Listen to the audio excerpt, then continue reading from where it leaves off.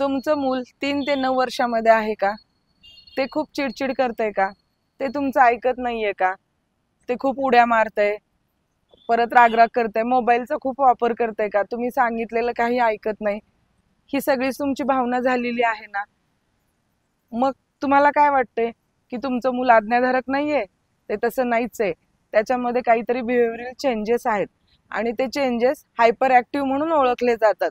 मग ही hyper activity मुलाची by birth असू शकते.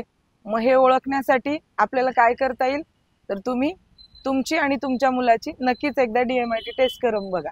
या DMIT टेस्टमध्ये तुम्हाला त्यांचे बिहेवियरल चेंजेस लक्षात येतील.